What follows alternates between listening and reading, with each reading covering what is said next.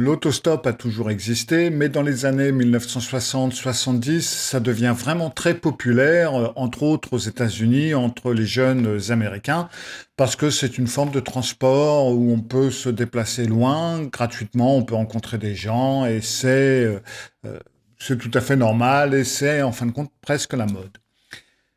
Le 29 septembre 1978, une jeune fille de 15 ans qui s'appelle Mary Vincent se tient au bord d'une autoroute juste à l'extérieur de Modesto, en Californie. Je suis pas très loin de San Francisco.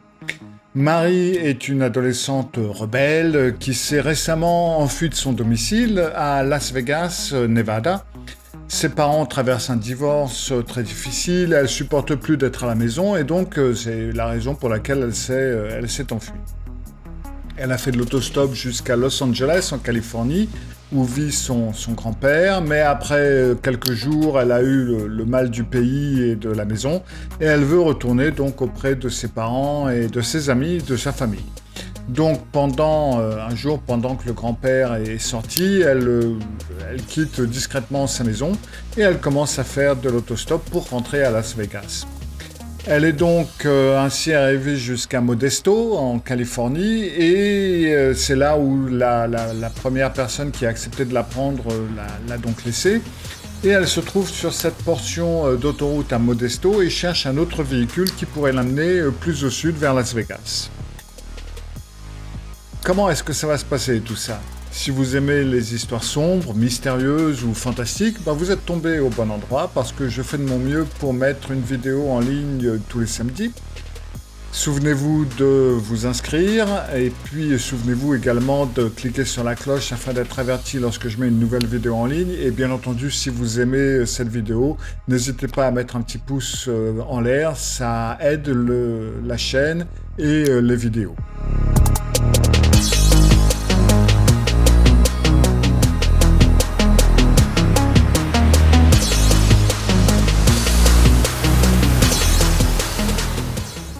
Marie est donc sur cette autoroute avec deux autres jeunes autostoppeurs. Ils ont tous des pancartes qui indiquent direction sud, comme ça c'est suffisamment vague. Et les trois sont regroupés ensemble et tiennent ces pancartes. Et à un moment donné, dans l'après-midi, il y a une camionnette bleu clair qui s'arrête avec un seul passager, le conducteur, un homme d'une cinquantaine d'années, qui d'ailleurs semble parfaitement inoffensif.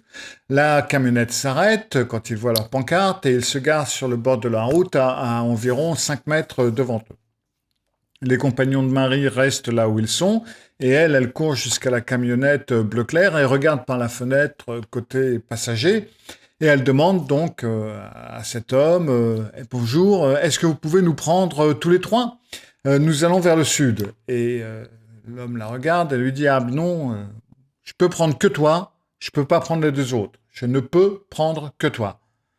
Marie est un peu perplexe, elle regarde cet homme, elle voit tout l'espace qu'il y a dans la camionnette, parce qu'il y a quand même de la place dans une camionnette de cette taille.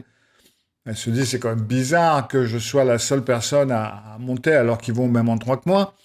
Et puis qu'il y a plein de place dans cette camionnette. Mais elle essaie d'insister un petit peu, mais l'homme, il tient bon, quoi. Mais vous êtes sûr, ça vous dérange ça vous dérange pas de les prendre aussi? Écoute, j'ai dit, je te prends toi, je ne les prends pas eux. C'est hors de question. Mary réfléchit un petit peu et elle dit, bon, d'accord, ok, attendez, je vais chercher mon sac. Alors elle reste garée là pendant qu'elle retourne vers les deux autres et elle leur explique la situation. Les gars sont un petit peu dubitatifs, hein. Tu sais, Mary, c'est pas bon ça, hein. Il y a clairement quelque chose qui cloche avec ce type, hein. Alors, Mary est elle partage un petit peu les réserves qu'ils ont, hein. Elle se dit que c'est vrai, c'est un petit peu glauque, mais elle est très désespérée de rentrer chez elle. Elle peut vraiment pas supporter l'idée d'attendre un autre véhicule qui peut-être ne viendra pas avant le lendemain ou le surlendemain. Et ils sont quand même trois à prendre, donc c'est pas toutes les voitures qui vont s'arrêter et les prendre. Déjà, tous les automobilistes ne sont pas prêts à prendre des stoppeurs, et en plus de ça, quand ils sont plusieurs.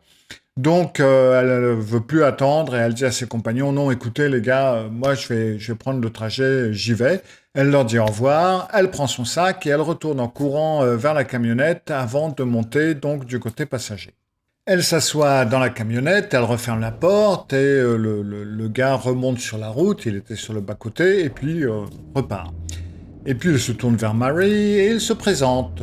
Il s'appelle Lawrence Singleton, il a 50 ans. Mary se présente à son tour et ils ont une petite conversation. Voilà.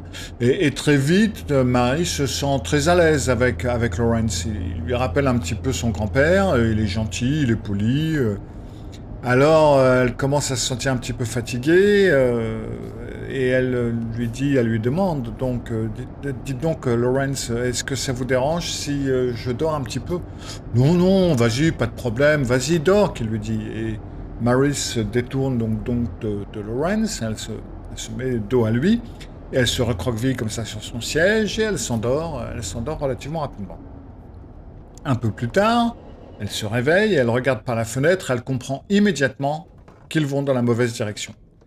Elle se tourne vers Lawrence, elle lui dit « Oh là là, mais on va dans la mauvaise direction là !» Ah, Lawrence répond « Ah bah tu sais quoi, voilà, je me suis planté, j'ai vraiment fait une connerie. Bon, t'inquiète pas, je vais faire demi-tour. Désolé, j'avais pas la tête à ça, j'étais dans mes pensées et c'est vrai, excuse-moi. Euh, donc, Mary se dit, on est quand même un peu loin dans la mauvaise direction. C'est difficile de croire qu'il a fait ça accidentellement. Mais elle ne dit rien, et encore heureux, parce qu'en fin de compte, Lawrence fait bel et bien demi-tour et reprend la bonne direction. Donc, c'est bon. Il roule dans la bonne direction pendant un certain temps, et Mary est un petit peu sur ses gardes quand même, hein. Alors, elle fait attention de ne pas le montrer à Lawrence, parce qu'elle ne le connaît pas vraiment, et elle a peur que, s'il voit qu'elle a peur, ça risque de démarrer quelque chose. Et même s'il l'a mise à l'aise, quand même, elle ne connaît pas ses intentions. Donc, elle regarde un petit peu autour d'elle avec appréhension. Et puis, ils arrivent à une portion de l'autoroute qui traverse une zone assez boisée. Et il n'y a pas beaucoup de voitures. Et Lawrence dit donc à Mary qu'il va s'arrêter là parce que il a envie d'aller aux toilettes. Donc Mary répond avec un petit peu d'appréhension, oui, d'accord, pas de problème, pas de souci. C'est quand même difficile de faire des objections à ça. Et Lawrence commence à quitter l'autoroute à ce moment-là, Mary, elle baisse ses yeux et elle remarque que un de ses lacets est défait. Et instinctivement, elle se dit, je ferais mieux de m'assurer en fin de compte que mon lacet soit bien attaché parce que si je devais courir, tout d'un coup, je vais en avoir besoin. Mais elle veut pas se pencher pour commencer à attacher ses chaussures dans la voiture. Déjà, c'est un peu gênant parce que l'espace est petit, il n'y a pas beaucoup d'espace. Et puis, elle se demande si elle a peur que ce soit suspect, si elle commence à faire ce genre de choses. Donc, elle se dit, OK, dès qu'on va s'arrêter, moi, je vais sortir de la voiture et je vais attacher mon lacet. Laurence s'arrête, mais il s'arrête pas juste sur la bande d'arrêt d'urgence, etc., mais il s'engage sur un petit chemin d'accès qui s'enfonce dans la forêt. À partir du moment où il prend cette direction, les sonnettes d'alarme se mettent en route dans la tête de Mary. Elle se doute que là, pour elle, il y a quelque chose qui va pas, mais elle sait pas vraiment ce qu'elle pourrait dire à Lawrence parce que il lui parle pas et elle ne veut pas vraiment le regarder. Elle a peur de démarrer quelque chose, donc elle réfléchit à ce qu'elle va faire. Est-ce qu'elle va s'enfuir? Est-ce qu'elle doit le confronter? Elle ne le sait pas encore. Elle est en train d'y réfléchir. Alors après environ une minute, quand ils sont assez loin de la route principale pour que personne ne puisse les voir, ils sont donc bien enfoncés dans cette forêt. Lawrence arrête la voiture et sort pour aller faire pipi. Donc immédiatement, Mary, elle sort aussi de la voiture, elle se penche pour rattacher son lacet. Et avant qu'elle puisse finir d'attacher son lacet, il y a quelque chose qui la frappe violemment à l'arrière de la tête et la rend totalement inconsciente tout de suite. C'est Lawrence, vous vous en doutez, qui avait caché un marteau près de son siège et quand il est sorti, il n'est pas allé faire pipi, mais il a fait le tour du véhicule et il l'a frappé à la tête. Quand Mary reprend conscience, elle réalise qu'elle est allongée à l'arrière de la camionnette et elle regarde par les fenêtres. Elle peut voir qu'ils sont toujours garés au milieu de la forêt. Elle essaie de bouger et là, elle réalise que ses mains et ses pieds, tout ça, s'est attaché fortement à la camionnette, enfin au sol de la camionnette, et elle ne peut pas bouger. Donc, elle est en train de se demander ce qui se passe et ce qui va arriver. Lawrence fait le tour, il ouvre les portes arrière de la camionnette, il monte à l'intérieur et il l'agresse. Il l'agresse physiquement et bien entendu sexuellement. Mary ne sait pas quoi faire, c'est une enfant de 15 ans, hein, et elle a ce type sur elle, et il ne s'arrête pas. Alors elle le supplie, elle commence à le supplier, tout doucement d'arrêter, de la libérer. Elle lui dit qu'elle ne dira à personne, elle ne répétera ça à personne, jamais, jamais, elle ne dira rien. Et elle répète cette litanie encore et encore. Et Lawrence ne répond pas, pas un mot, il continue son agression, et cette agression dure plusieurs heures. Finalement, le héros est fatigué et il quitte Mary et il sort de l'arrière du camion pour aller s'installer sur un des sièges avant où il s'endort. Mary essaie de se libérer de ses liens, mais impossible. Elle est tout simplement, les liens sont tout simplement trop serrés. Donc pendant plusieurs heures, elle est allongée là à se demander qu'est-ce qui va m'arriver. Et puis à un moment donné, au milieu de la nuit, Lawrence se réveille.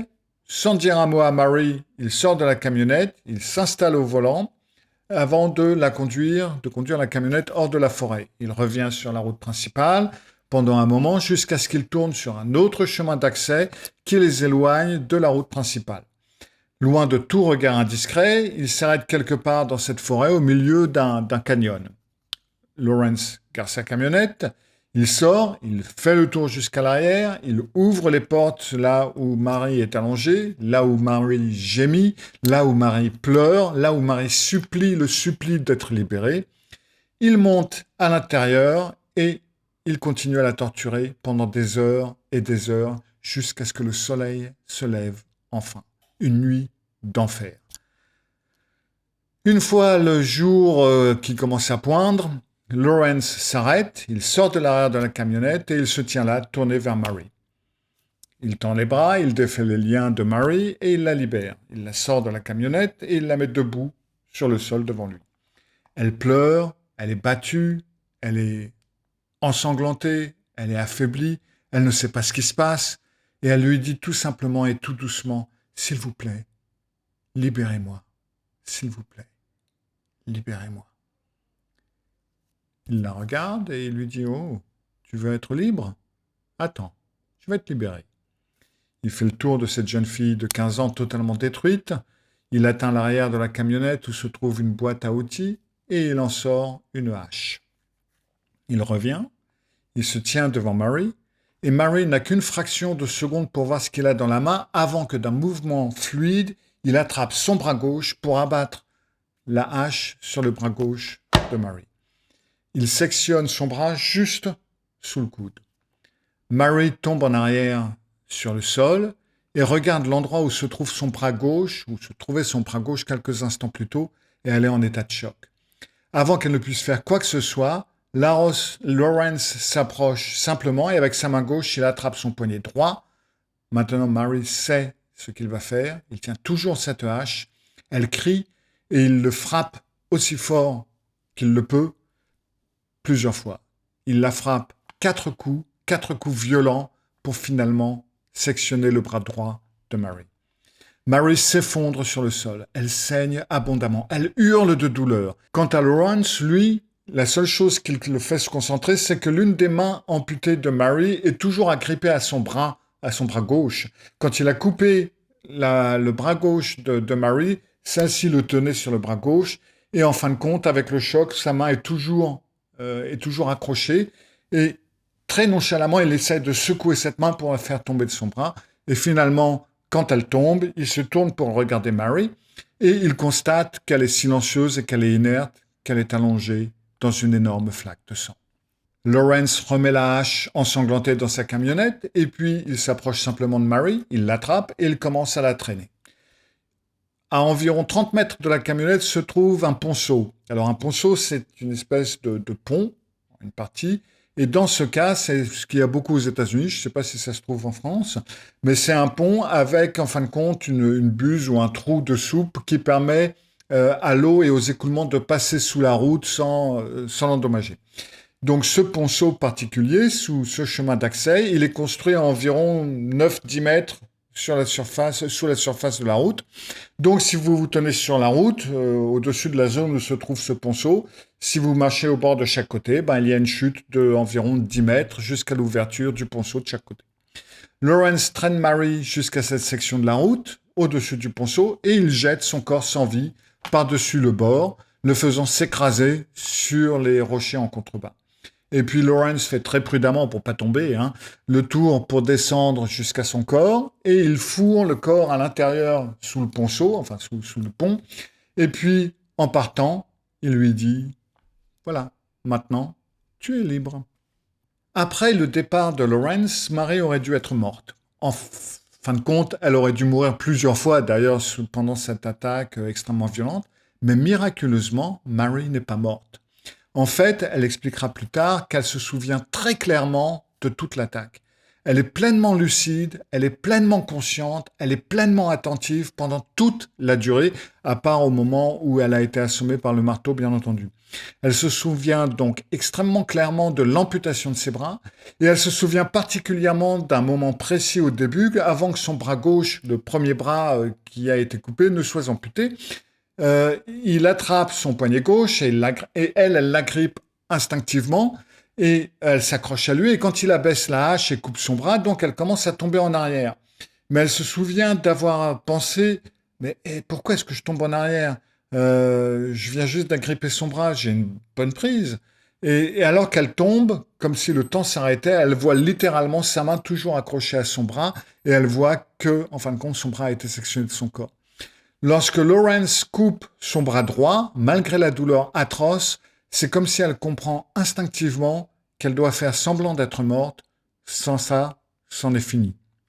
Donc, elle se relâche complètement, les yeux mi-clos, comme ça, elle regarde entre ses cils Lawrence secouer son bras gauche, celle qu'elle croyait toujours être agrippée à lui, et elle reste inerte pendant qu'il l'attrape, elle reste inerte pendant qu'il la traîne sur les 30 mètres jusqu'au ponceau, elle reste inerte et silencieuse quand il la jette d'une hauteur de 9 à 10 mètres sur les rochers acérés, elle se casse 4 côtes dans la chute, elle souffre terriblement, mais sa volonté de survie lui dit « Ne fais aucun bruit, pas un mot.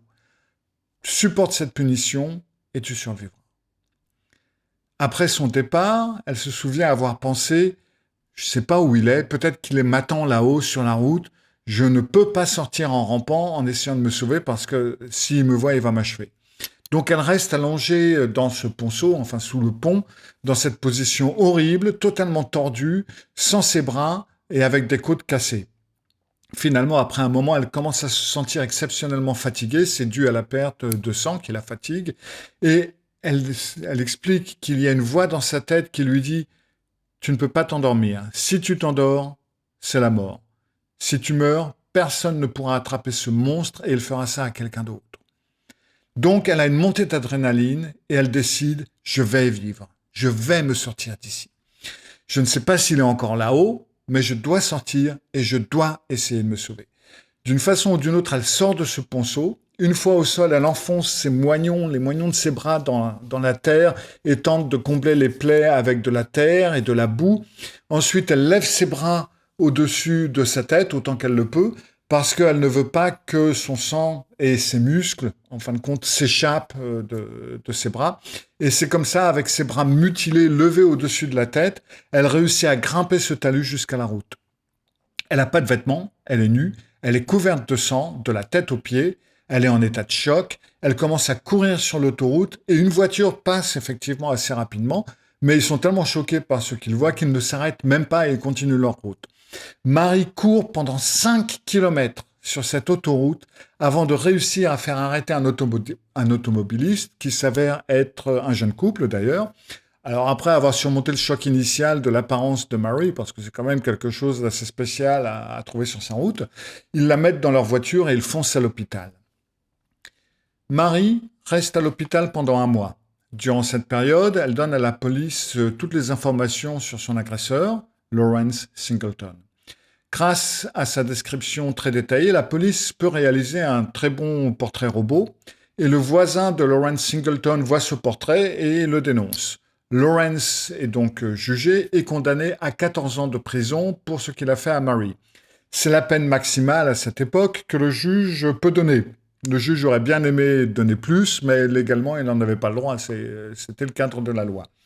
Donc, Mary témoigne au tribunal et après la fin du procès et sa condamnation, alors que Mary quitte le tribunal, elle passe près de Lawrence. Ils se rencontrent en quelque sorte et pendant cette rencontre, il se tourne vers elle, il se penche vers elle et il lui dit « Je finirai le travail, même si ça doit me prendre le reste de ma vie. » 8 ans plus tard, Lawrence est libéré pour bonne conduite. Alors bien entendu, ça terrifie Mary qui se dit, qui maintenant est devenue épouse et mère de 2 fils, et elle s'inquiète parce qu'elle se dit maintenant qu'il est libre, il risque de finir ce qu'il a commencé. Mais Lawrence ne s'en prend pas à Mary.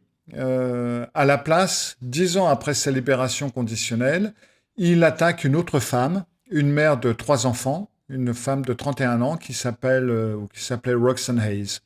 Et malheureusement, il la tue ce coup-ci. Elle n'a pas eu autant de chance et de possibilités que Mary. Au procès pour le meurtre de Roxanne, Mary témoigne contre Lawrence. Son témoignage permet d'obtenir une condamnation à mort pour Lawrence, mais avant qu'il puisse être exécuté, Lawrence meurt d'un cancer en prison en 2001.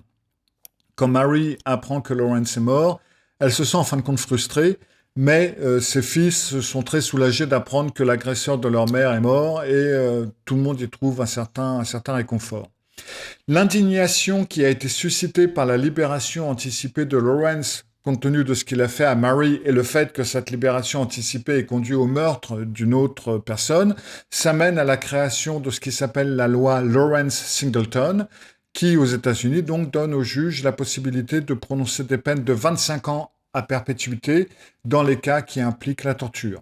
Selon cette loi, donc, si elle avait existé à cette époque, Lawrence n'aurait jamais pu sortir de prison après ce qu'il avait fait à Mary.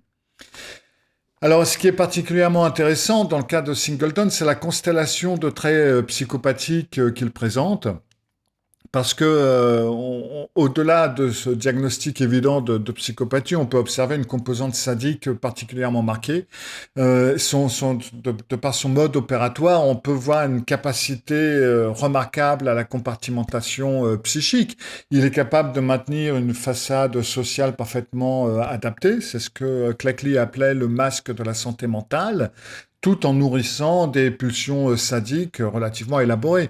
Et cette dualité n'est pas seulement et simplement défensive, elle fait partie intégrante de son fonctionnement à lui. La dimension ritualisée de ces agressions est significative parce que il y a une progression méthodique de ces actes, de la mise en confiance du sujet à la torture. Tout ça, ça pourrait suggérer, ou ça suggère un scénario qui est préétabli et probablement fantasmé même de longue date. Le choix particulier de la mutilation des bras, c'est pas anodin non plus. En plus de la torture, bien entendu, c'est là une volonté de déshumanisation, de la victime, associée à un désir de contrôle absolu de l'autre. Donc sa phrase, d'ailleurs, je vais te libérer, moi tu vas voir, qui est suivie de la mutilation, ça illustre parfaitement ce dérèglement du sens moral qui est caractéristique des psychopathes. Donc c'est pas simplement du sadisme, c'est une reconstruction complète de la réalité selon sa propre logique déviante à lui, en quelque sorte. Et son passage à l'acte, donc sur Roxanne Hayes, 10 ans plus tard, démontre une escalade classique dans la violence qu'on peut observer chez tout ce type d'agresseurs. Il y a l'absence de période de latence significative entre sa libération et sa récidive, qui donc nous indique que ces pulsions, en fin de compte, elles n'ont jamais été contenues. Elles ont tout simplement été contraintes par l'incarcération. Elles ont été un petit peu diminuées, mais elles n'ont jamais été contenues, jamais été transformées. Et une des choses les plus frappantes, ça reste quand même son imperméabilité à toute culpabilité, parce que sa menace au tribunal, je vais finir le travail, c'est pas seulement une bravade qu'on pourrait faire, mais c'est une fenêtre sur son fonctionnement psychologique. Et il ne peut pas percevoir l'autre comme un être humain à part entière, et il a le droit de vie ou de mort sur ces objets ou sur ces êtres, en quelque sorte, qui l'entourent. Voilà, j'espère que vous avez bien aimé ce nouveau récit de l'ombre. Alors, attention si vous prenez des stoppers et attention si vous faites du stop, si vous le faites toujours. Mais ça, je crois vous l'avoir déjà dit sur l'autre histoire qui parle de stop. Et je vous retrouve, si tout va bien, dimanche prochain pour un autre récit de l'ombre. Prenez soin de vous, à bientôt. Au revoir.